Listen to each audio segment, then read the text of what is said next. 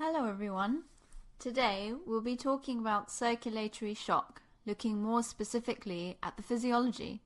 It will form part of a small selection of videos looking at the circulatory shock and its management.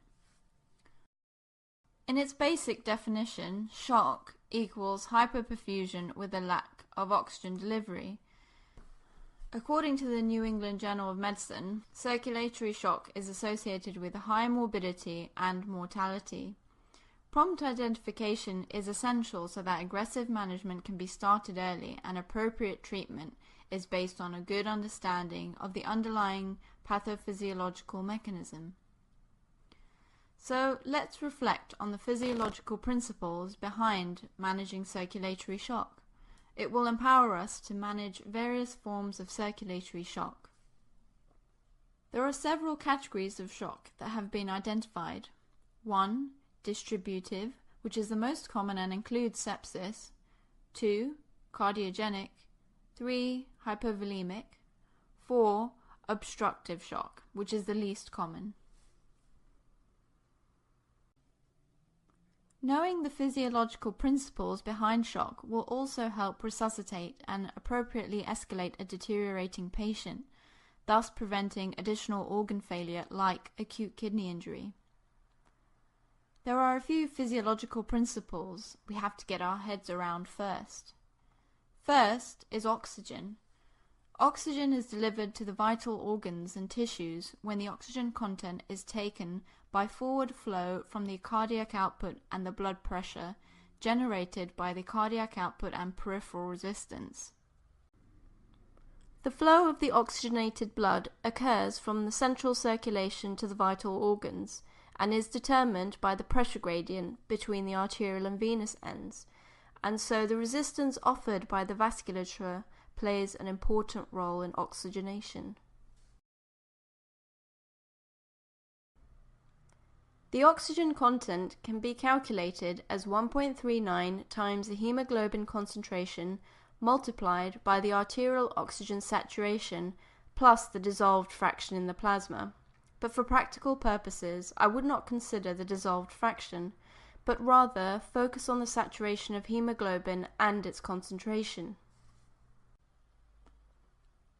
Oxygen delivery is the amount of oxygen delivered to the peripheral tissue and is obtained by multiplying the arterial oxygen content by the cardiac output. The second is blood pressure. Blood pressure is a product of cardiac output and peripheral resistance. The cardiac output itself is a product of stroke volume and the heart rate. Stroke volume being the volume of blood ejected from the left ventricle in one contraction. The stroke volume depends upon three factors: preload, contractility, and the afterload. Organ perfusion pressure depends upon the pressure gradients. Blood flows from a region of high pressure to a region of low pressure. Imagine a garden hose. Water flows from a region of high pressure to a region of low pressure. The driving pressure supplying tissues is the mean arterial pressure. This is defined by the average pressure in a patient's arteries during one cardiac cycle. The pressure gradient is determined by the difference between the mean arterial pressure and the central venous pressure, or compartment pressure, whichever is higher. So if, for example, the intracranial pressure is raised more than the central venous pressure, cerebral perfusion will depend on the difference between the mean arterial pressure and the intracranial pressure, not the central venous pressure.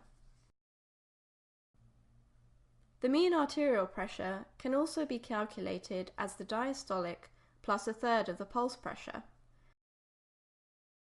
The organ blood flow is calculated as the perfusion pressure, P1 minus P2, as we discussed before, divided by the organ vascular resistance.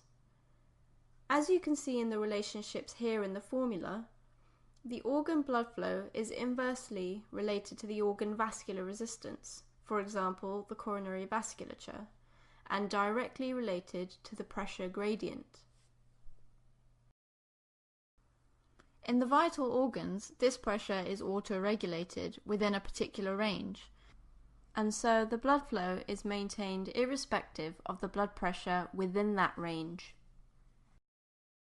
Mean arterial pressure is therefore considered a better indicator of perfusion to the vital organs than systolic blood pressure. In the kidney, for example, the mean arterial pressure is between 70 to 170, the brain is between 65 to 130, and the heart 50 to 150 millimeters of mercury.